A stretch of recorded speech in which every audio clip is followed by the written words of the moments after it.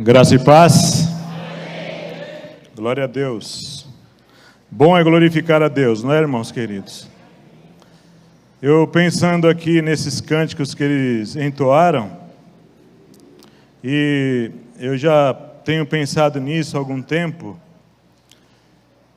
todo esse trajeto de Jesus até aqui, desde a sua saída lá da glória, até tomar um corpo de homem, e passar tudo o que ele passou, e morrer, ressuscitar ao terceiro dia.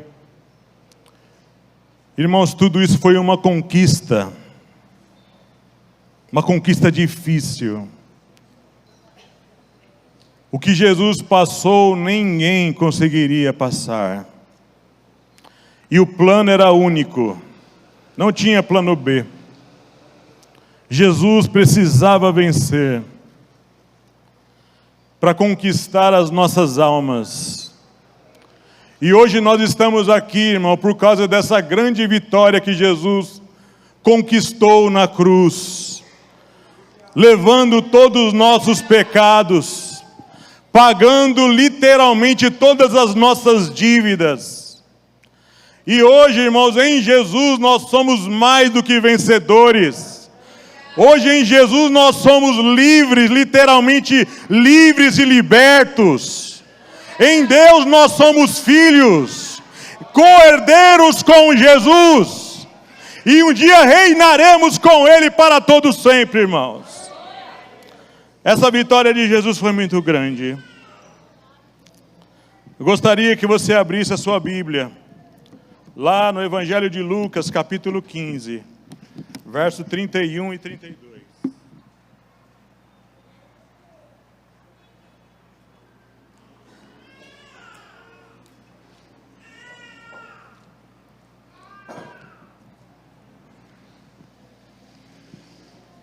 Louvado seja Deus. Lucas capítulo 15, verso 31 e 32. Diz assim: E ele lhe disse: Filho, tu sempre estás comigo, e todas as minhas coisas são tuas. Mas era justo alegrarmos-nos e regozijarmos-nos, porque este teu irmão estava morto e reviveu, tinha se perdido e foi achado. Pai querido, a tua palavra é santa, como os louvores que foram entoados são santos para ti. Senhor, que essa palavra hoje venha falar ao coração das pessoas que estão aqui nesse lugar, daqueles que estão ouvindo essa mensagem de uma outra forma. Senhor, de mim mesmo, Senhor, eu não conseguirei render, produzir, falar, nada, Senhor. Mas o Seu Espírito pode revelar a palavra, ensinar, pode convencer cada pessoa aqui. Eu creio nisso, meu Deus, usa a minha vida. Em nome de Jesus. Amém. No final do ano passado, como é do conhecimento de alguns aqui, o meu pai, que agora está com 73 anos, ele começou a sentir alguns incômodos na alma, culpas, começou a pedir o telefone dos netos, queria falar com o Danilo lá em Chapecó, queria conversar com o Du. E eu fui dando as dicas e conversando comigo, e um dia, conversando com ele, ele começou a sentir algumas coisas na alma. Ele achando que o tempo dele estava se abreviando, e meu pai começou a demonstrar coisas que eu nunca tinha visto na vida dele.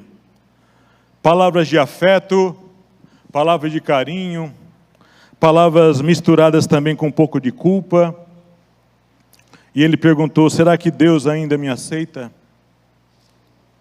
Do jeito que eu estou, tanta coisa que eu fiz. Hoje eu quero pregar uma mensagem mais reflexiva. Eu quero pensar algumas coisas com vocês aqui. Esse texto aqui é o texto do filho pródigo, é muito conhecido. Ele aborda 3 personagens aqui: o filho mais novo, o filho mais velho e o pai. A gente poderia aqui abordar qualquer um deles, mas eu quero me centrar hoje na figura do pai. Na figura do pai dessa parábola aí. Eu não sei se vocês sabem, mas a interpretação correta dessa parábola, Jesus está falando sobre dois povos, gentios, representado pelos samaritanos, e os judeus. O filho que saiu de casa, lá o precipitado, são samaritanos. O que ficou em casa, o filho mais velho, são judeus. E o pai da parábola é o Pai eterno. Então hoje aqui com vocês, eu quero meditar no seguinte tema: atitudes de um pai amoroso.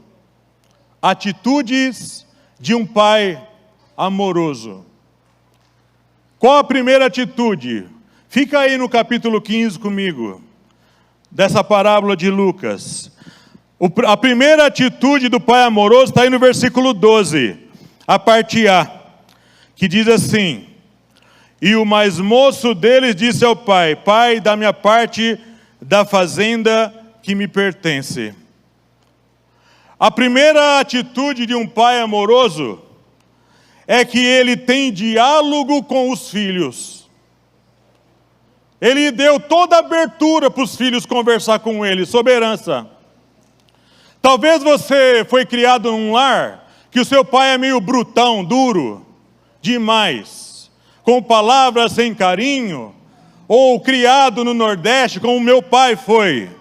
A primeira vez quando eu me converti, que eu vim para essa igreja, que tinha aqui o hábito do ósculo, tem ainda, o hábito do ósculo santo, e eu dei um beijo no rosto do meu pai, irmãos, ele ficou que nem um pimentão. Ele ficou envergonhado, porque não é costume. No Nordeste não existe tanto esse costume de estar beijando, abraçando o tempo todo. Parece que ofende o machismo dos homens. Mas esse pai amoroso aqui, ele deu abertura para os filhos. O pai amoroso respeita as escolhas. Deus respeita as nossas escolhas. Muitas vezes nós escolhemos os caminhos errados. Deus sabe. Escolhemos resolver as coisas da maneira errada. Mas Deus não abandona a nossa vida. Deus sempre nos ama, irmãos queridos. O pai amoroso sempre entende, às vezes, que o filho escolheu um caminho errado. E muitas vezes nós não interferimos nas escolhas. Nós deixamos ele aprender com a vida. Deus, irmãos, é guardador fiel do seu povo, é verdade. Mas mesmo crentes, muitas vezes, nós escolhemos o caminho errado e Deus não manda mensageiro para falar com a gente. Ele deixa a gente escolher. Faz parte, é um aspecto do amor. Respeitar a escolha de todos. A livre escolha que Ele nos deu. E esse pai respeitou a escolha do filho mais novo. Ele conversou com ele, com certeza o texto não fala, mas talvez o pai falou: pensa bem, é o que você quer? Qual a segunda coisa que a gente nota na atitude de um pai amoroso? Verso 12, a parte B. Dá-me a parte da fazenda que me cabe, que me pertence. E ele repartiu por eles a fazenda.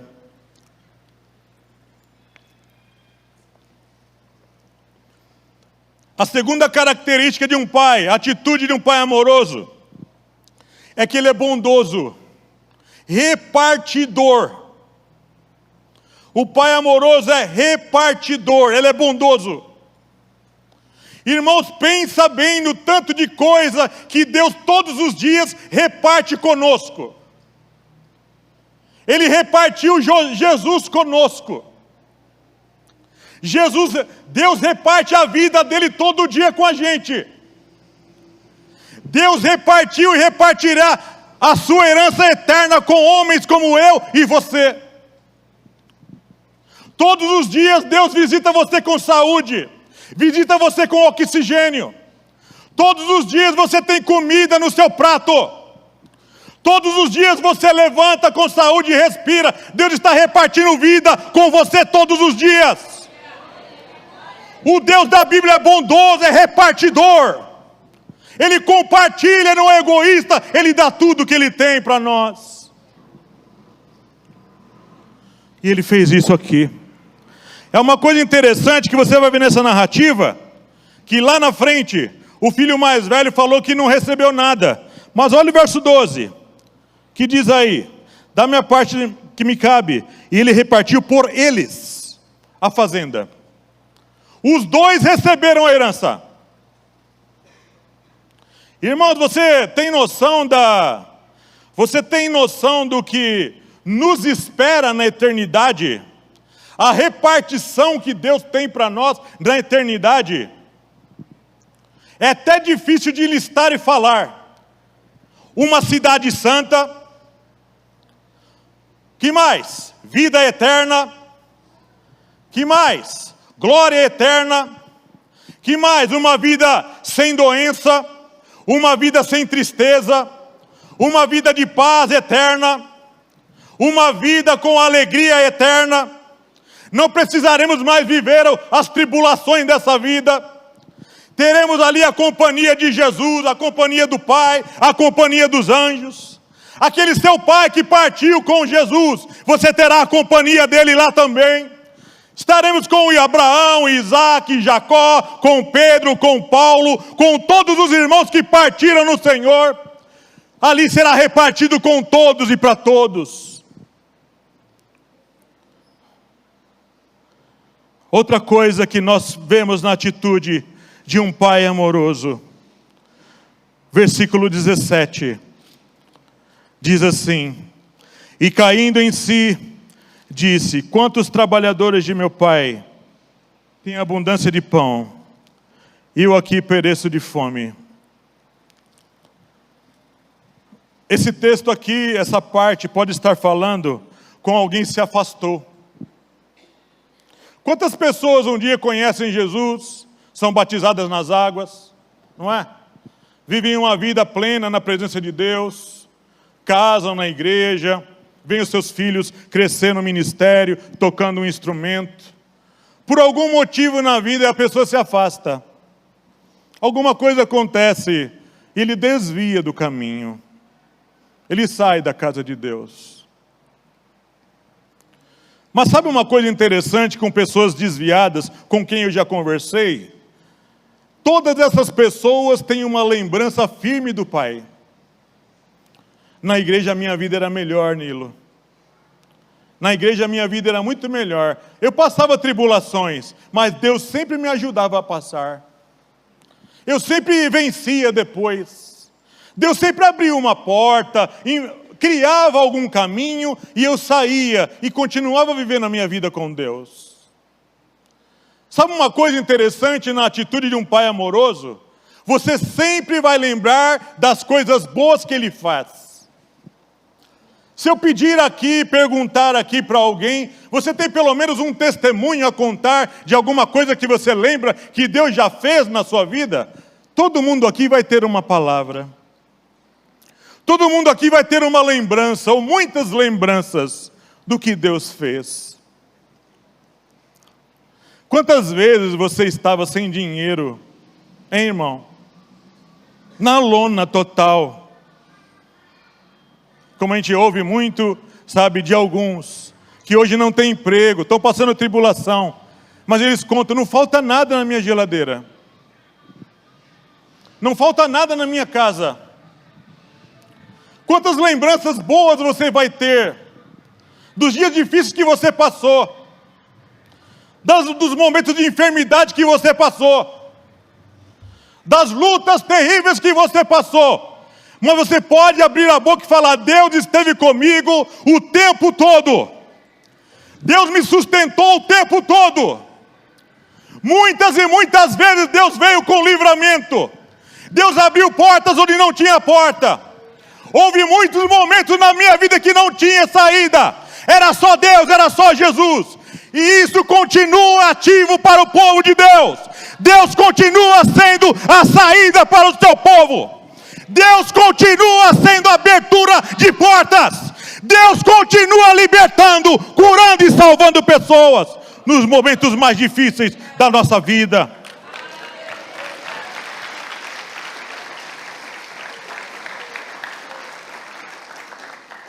Deus nunca nos abandona. Atitude de um pai amoroso.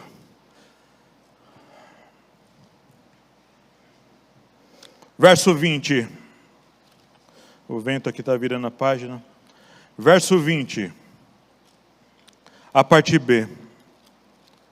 Diz assim: e levantando-se foi para seu pai, e quando ainda estava longe, viu o seu pai. Sabe uma coisa interessante na atitude de um pai amoroso? Deus, quando você se afasta, Ele está sempre olhando lá longe. Você se afasta, mas Deus é um Deus de fé e esperança. A gente vê uma pessoa se afastando e fica triste. Um filho, por exemplo, um filho nosso de sangue. Quando a gente vê um filho nosso se afastando da fé, como machuca o coração da gente. Mas Deus é aquele que olha assim, ó. Eu tenho uma coisa na minha cabeça assim, irmãos. Entendendo a onisciência, a onipresença, a onipotência de Deus. É como se você subisse num lugar alto na terra, lugar muito alto. E lá você conseguisse contemplar todas as coisas ao mesmo tempo. Eu acredito que essa onisciência, onipotência, onipresença de Deus, um Deus que se move no passado, no presente e no futuro, é uma doutrina, não é fácil de entender isso. Mas eu acredito que Deus, Ele olha assim, ó, a história como um bloco só. Eu acredito que Deus olha a história como um bloco só. O seu nascimento ali, em tal ano, em tal lugar, e Deus olha o seu desfecho, ali em tal lugar, olhando tudo ao mesmo tempo, presente, passado e futuro. Para poder ter onisciência, precisa ver todos os tempos ao mesmo tempo. É muito poder, irmão, difícil de compreender uma doutrina dessa. Um Deus que está em todos os lugares, olhando o seu trajeto, os seus desvios, e trabalhando, enviando, criando situações, criando momentos, colocando pessoas, para ir traçando às vezes a sua história. O Deus da Bíblia é um Deus que está olhando o presente, o passado e o futuro como uma coisa só. Porque Ele sabe todas as coisas. Deus sabe quando Jesus voltará para resgatar a sua igreja. O Pai amoroso está olhando tudo, irmãos queridos. Vendo tudo. E Ele olha com esperança.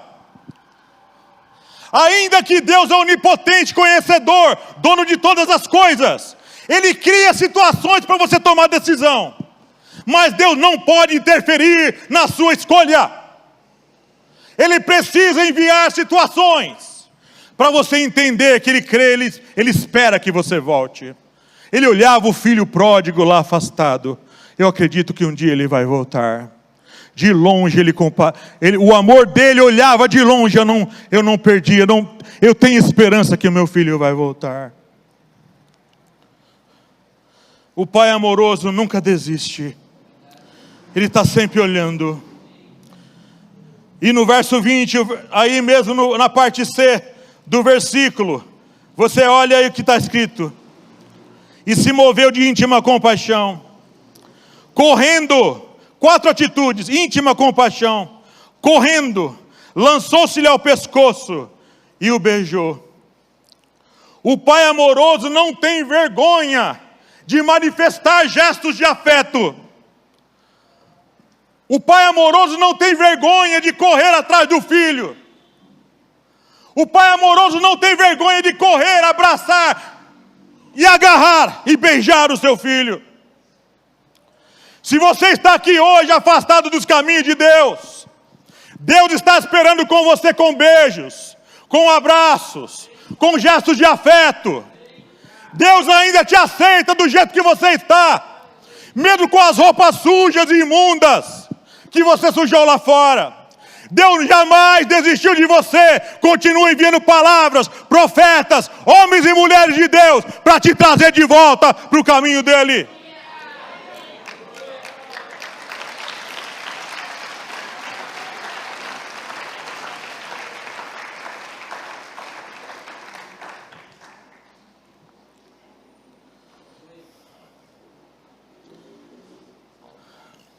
Verso 21.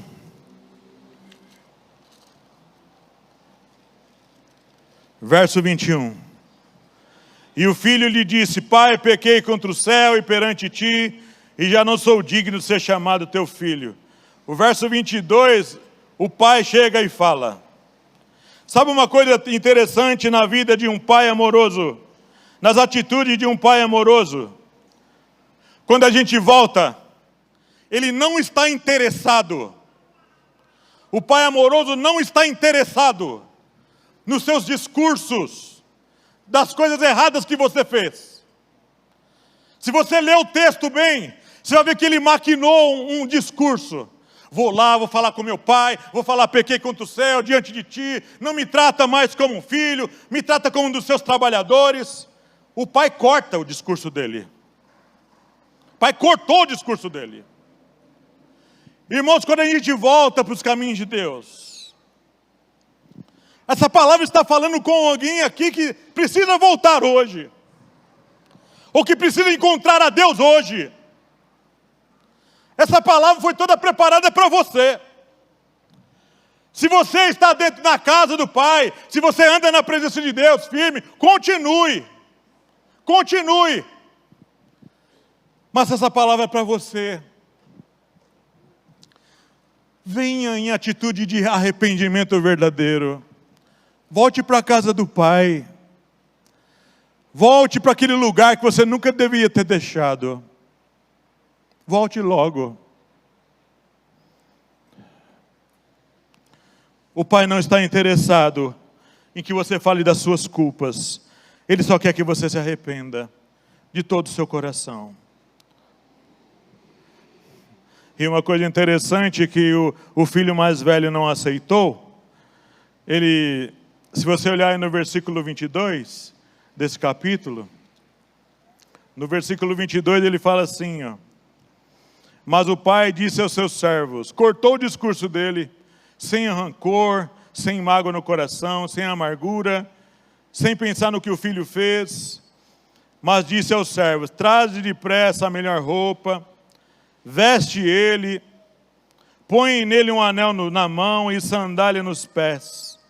Traz também o bezerro cevado e mata ele, e comamos e alegremo-nos, porque este meu filho estava morto e reviveu, tinha se perdido e foi achado. E começaram a alegrar-se. Sabe uma coisa interessante na vida de um pai amoroso? Quando a gente volta, aqui nesse mundo, quando alguém erra demais e volta para casa, duro, sujo, sem dinheiro, arrependido, muitas vezes vai encontrar um dedo apontado para ele. Fez tudo errado, né? Estragou tudo, acabou com tudo. Agora você quer que eu te ajude? Não, se vira agora. O pai amoroso não fez isso. Deu uma roupa nova para ele. Uma roupa nova. Roupa de filho. Roupa limpa. Roupa limpa. Troca a roupa dele. Dá banho nele. Quero que cuide dele como é meu filho. Não é trabalhador, não é estranho aqui. Você não é estranho para Deus. Deus te conhece. Deus te conhece por dentro e por fora. Deus sabe das suas dificuldades. Deus sabe por que você saiu. Mas não importa mais. O negócio é voltar agora. Deus tem roupa limpa para você. Deus tem um banho de glória para dar para você. Deus tem uma sandália para você. Só os escravos andavam descalços. Você não é escravo do mundo, você é filho de Deus, liberto pelo sangue de Jesus Cristo, o Cordeiro de Deus.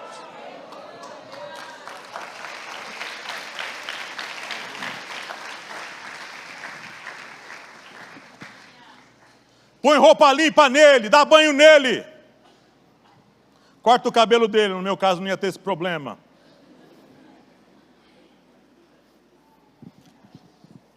Passa zero na cabeça do Nilo, tem uns cabelinhos aí. Põe roupa nova nele, dá banho nele. Põe anel no dedo. Você se afastou. É uma coisa interessante, são todas atitudes do Pai. Não são ações nossas.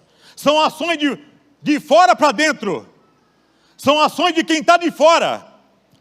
Essas ações precisam ser todas de Deus. É Deus quem nos limpa. Nós não conseguimos nos limpar. É Deus que põe roupa de glória em nós. Nós não conseguimos pôr. É Deus que restaura a aliança. Nós não temos poder de restaurar aliança nenhuma. É Deus que fala, você é servo, é filho, você não é escravo. Não somos nós que nos libertamos da escravidão do pecado. Foi Jesus que nos libertou da escravidão do pecado. Foi Jesus que nos tirou do lamaçal das trevas e nos fez assentar junto dele. São todas ações de Deus para nós. Meu Deus, querido, que revelação tremenda, Senhor. São todas ações de Deus no homem. O homem não podia se salvar. O homem não podia se libertar. Teve que vir um poder glorioso de cima para baixo. Teve que haver uma ação de cima para baixo. De Deus no homem. E hoje em Jesus você é liberto, você é curado. Você tem aliança, você tem sandália nos pés. E como o Sérgio falou aqui hoje, o bezerro cevado é para você. É dia de festa, é dia de festa, é dia de festa, irmão querido. Meu Deus.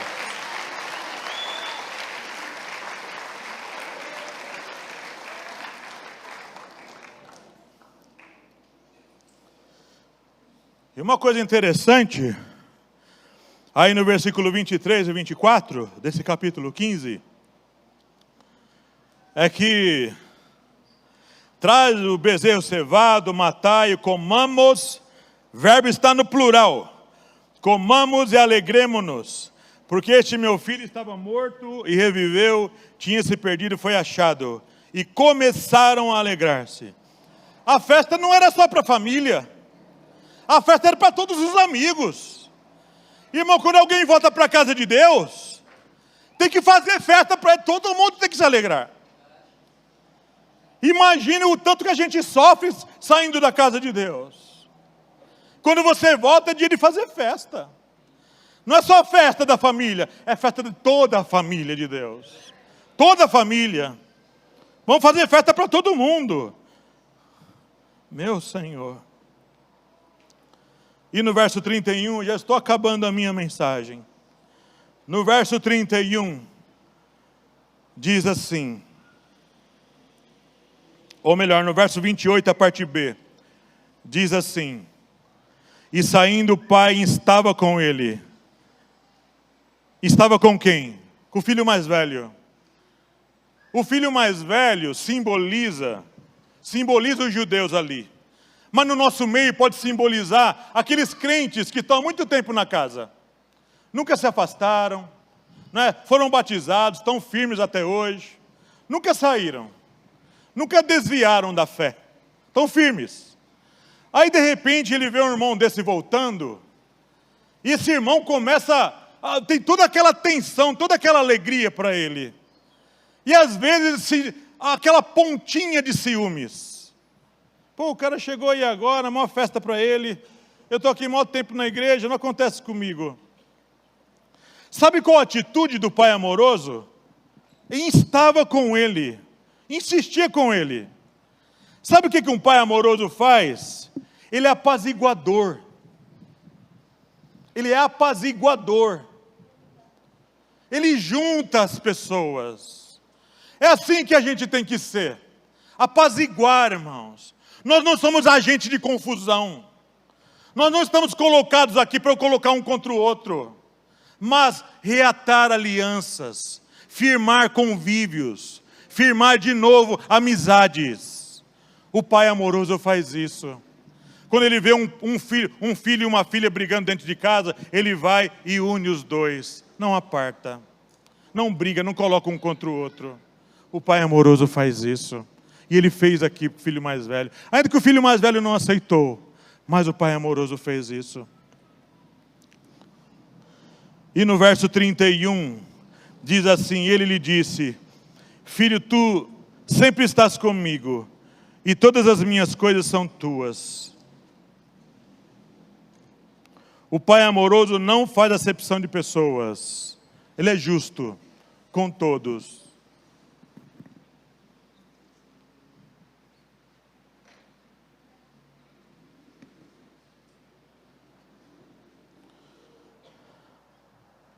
Tem uma coisa que vai acontecer na eternidade, que talvez alguns não vão compreender.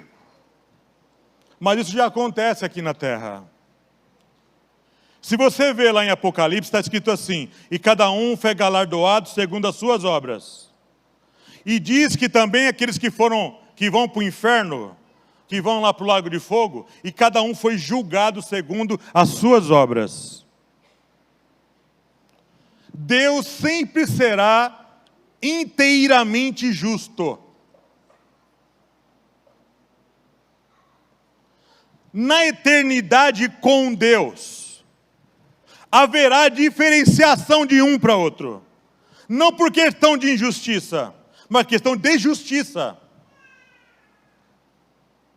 O pastor Disseu está na frente de muitos aqui, porque trabalhou mais. Na eternidade haverá uma diferenciação entre um e outro. Será nítido, será nu e cru para todo mundo ver. Que esse fulano aqui nessa vida fez muito mais, trabalhou muito mais para Deus. E outros menos. Viveremos no mesmo lugar todas as pessoas. Mas os galardões determinarão a diferença de um para outro. Talvez alguns terão o direito de ficar o tempo todo morando na cidade santa. A cidade santa descerá na terra. Será colocada na terra.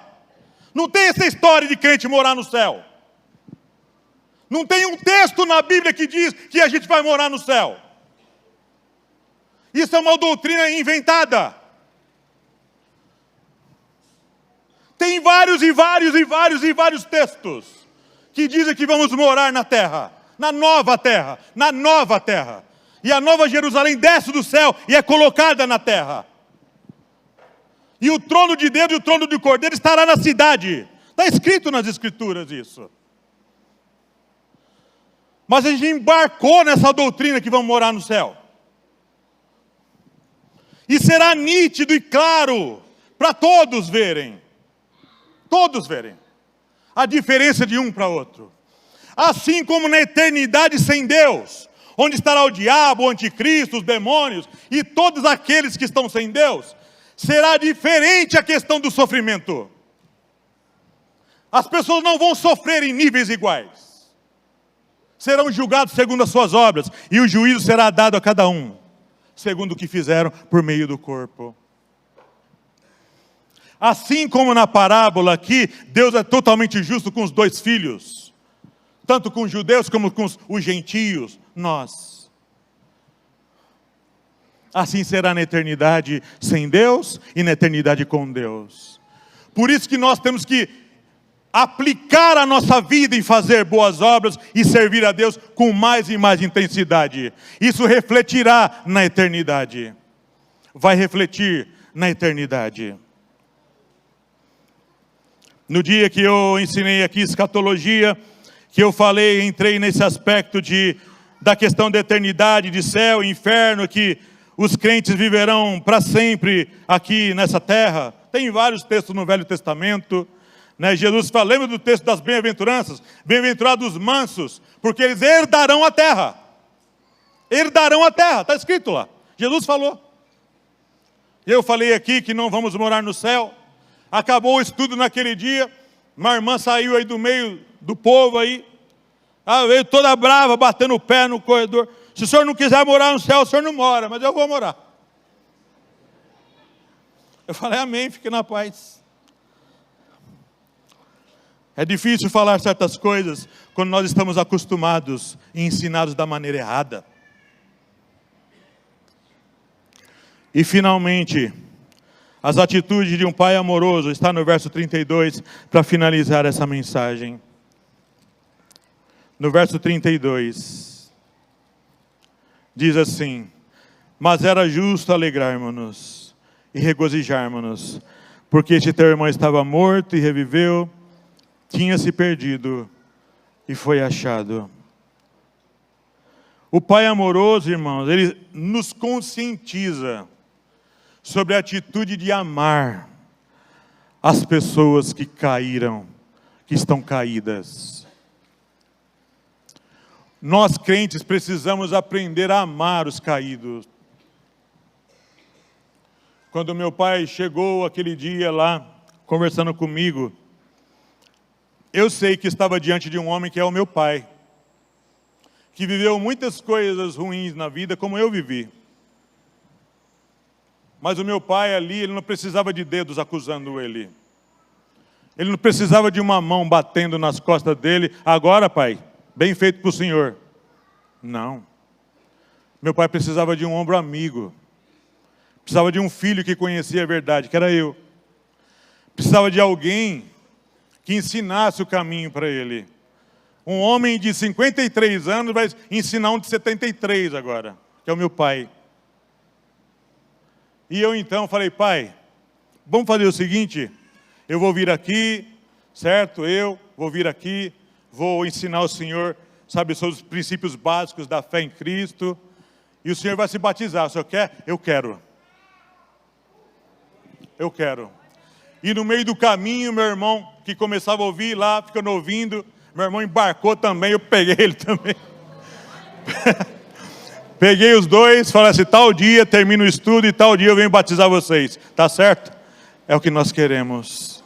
Então, no começo, num dia que eu nem lembro qual o dia, em dezembro, eu fui lá, falei: vamos batizar? Vamos jogar essa carcaça velha para longe, vamos pegar agora uma criatura nova? Bora! Então, aquele dia eu fui lá e batizei os dois. E agora eles são de Jesus, irmão. Não importa a vida que eles viveram. Não importa o que eles fizeram. Não importa.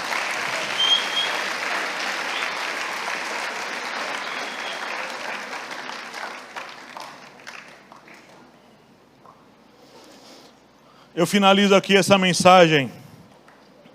Essa palavra pode estar falando aqui com algumas pessoas. Talvez aos que estão na casa, o filho mais velho. Deus está com você, irmão. Você que nunca saiu, você que está firme. Deus está com você. Deus tem te abençoado. Só agradeça ao Senhor. Fica firme. Não tem lugar melhor do que a presença de Jesus. Não tem lugar melhor de estar do que na casa de Deus, ajudando, abençoando e servindo os nossos irmãos, servindo a Deus. Nunca se afaste desse caminho. É o melhor caminho. Jesus é o caminho, a verdade e a vida. Ninguém vai ao Pai, vem ao Pai se não for por Ele. Mas essa palavra pode também estar falando com você, que se afastou, de alguma maneira. Está desanimado, triste. Você precisa voltar hoje. Hoje é o dia que Deus marcou para você voltar. Hoje tem abraço para você, tem beijo para você, tem anel para você, tem sandália para você e tem bezerro cevado. Só literalmente, só simbolicamente, que não há bezerro aqui para a gente comer. E talvez essa palavra está falando com você, que não conhece ainda os caminhos de Jesus, que entrou aqui na igreja, que está pensando em servir a Deus, mas está com dúvida. Não tenha dúvida, irmão. Deus é a melhor escolha, é um caminho seguro. Deus é um caminho seguro nas trevas. Deus é um caminho, Ele é luz para a sua vida. Deus é a força que você está precisando para hoje e para agora. Por isso eu quero aqui hoje, como homem de Deus, como ministrador dessa palavra, fazer um apelo aqui hoje. Se você é essa pessoa que precisa voltar hoje para o caminho de Jesus, levante a sua mão e venha. Venha com toda a alegria do seu coração. Jesus está aqui hoje para te abraçar. Eu vou abraçar você. Venha, levante e venha. Tem alguém aqui hoje que precisa voltar para os caminhos de Deus? Há alguém aqui nesse lugar? Há alguém aqui hoje que precisa receber Jesus no seu coração, recebê-lo como Senhor e Salvador da sua vida? Há alguém aqui nesse auditório que precisa fazer isso? Levante a sua mão e eu vou entender, eu vou saber. Há alguém nesse lugar? Tenha coragem e tome essa decisão. Ninguém? Não há ninguém? Jovem, mulher, adulto, criança. Alguém está aqui hoje e quer isso? Não? Muito bem. Louvado seja Deus por isso. Vamos orar? E a palavra está com o Rodrigo.